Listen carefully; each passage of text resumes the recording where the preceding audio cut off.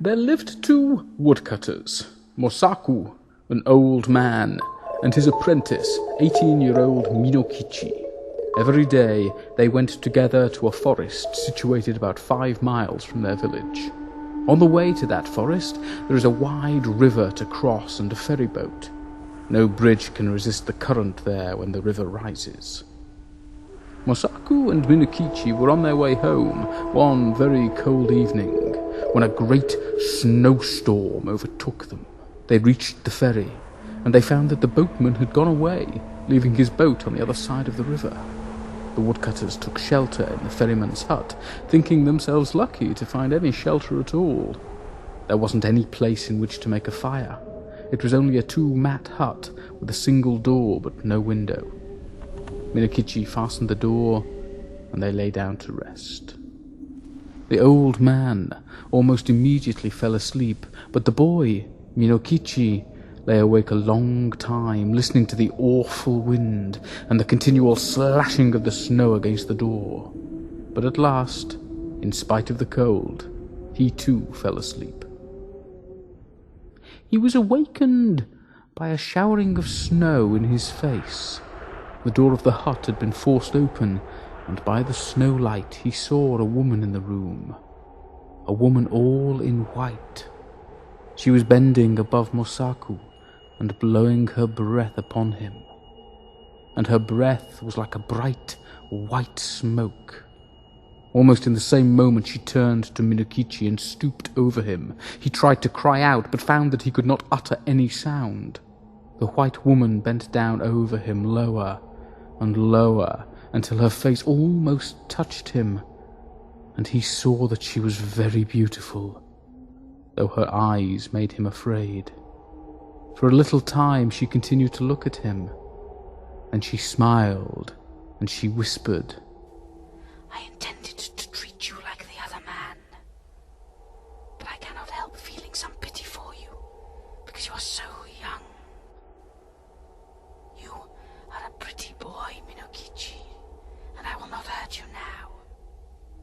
But if you ever tell anybody, even your own mother, about what you have seen this night, I shall know it, and then I will kill you. Remember what I say." With these words, she turned from him and passed through the doorway. Then he found himself able to move, and he sprang up and looked out. But the woman was nowhere to be seen. He wondered if the wind had blown the door open. He thought that he might have been only dreaming, and might have mistaken the gleam of the snowlight in the doorway for the figure of a white woman, but he could not be sure. He called to Mosaku, and was frightened because the old man did not answer. He put out his hand in the dark and touched Mosaku's face, and found that it was ice. Mosaku was stark and dead. By dawn, the storm was over, and when the ferryman returned to his station a little after sunrise, he found Minokichi lying senseless beside the frozen body of Mosaku. Minokichi was promptly cared for and soon came to himself, but he remained a long time ill from the effects of the cold of that terrible night. He had been greatly frightened also by the old man's death, but he said nothing about the vision of the woman in white. As soon as he got well again, he returned to his calling, going alone every morning to the forest and coming back at nightfall with his bundles of wood, which his mother helped him to sell. One evening, in the winter of the following year, as he was on his way home, he overtook a girl who happened to be travelling by the same road. She was a tall, slim girl, very good-looking, and she answered Minokichi's greeting in a voice as pleasant to the ear as the voice of a songbird. Then he walked beside her, and they began to talk. The girl said that her name was Oyuki, that she had lately lost both of her parents, and that she was going to Yedo, where she happened to have some poor relations who might help her to find a situation as servant. Minokichi soon felt charmed by this strange girl, and the more that he looked at her, the handsomer she appeared to be. He asked her whether she was yet betrothed, and she answered laughingly that she was free. Then in her turn she asked Minokichi whether he was married or pledged to marry, and he told her that although he had only a widowed mother to support, the question of an honourable daughter-in-law had not yet been considered, as he was very young. After these confidences they walked on for a long while without speaking, but, as the proverb declares, when the wish is there, the eyes can say as much as the mouth.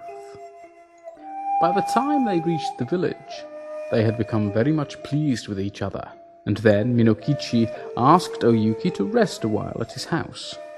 After some shy hesitation, she went there with him, and his mother made her welcome, and prepared a warm meal for her. Oyuki behaved so nicely that Minokichi's mother took a sudden fancy to her, and persuaded her to delay her journey to Yedo. And the natural end of the matter was that Yuki never went to Yedo at all. She remained in the house as an honourable daughter-in-law. Oyuki proved a very good daughter-in-law. When Minokichi's mother came to die some 5 years later, her last words were words of affection and praise for the wife of her son. And Oyuki bore Minokichi 10 children, boys and girls, handsome children all of them, and very fair of skin. The country folk thought Oyuki was a wonderful person, by nature different from themselves.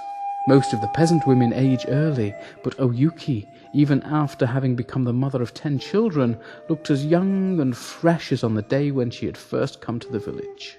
One night, after the children had gone to sleep, Oyuki was sitting by the light of a paper lamp, and Minokichi, watching her, said, "To see you sitting there, with the light on your face, makes me think of a strange thing that happened when I was a lad of 18.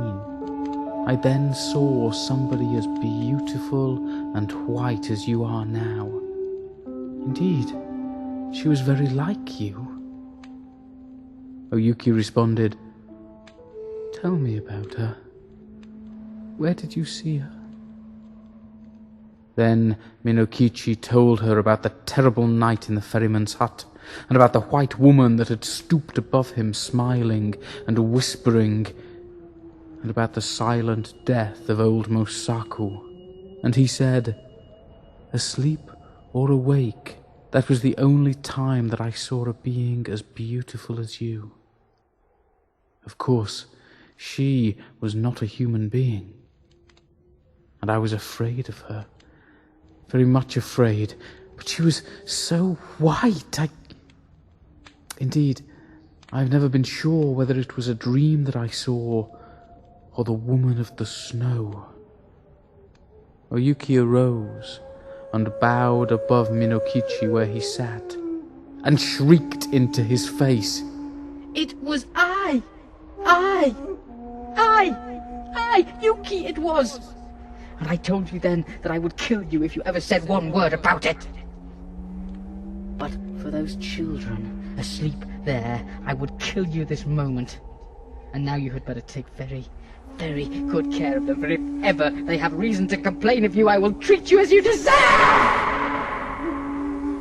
Even as she screamed, her voice became thin, like a crying of wind, and she melted into a bright white mist that spired to the roof beams. Never again was she seen.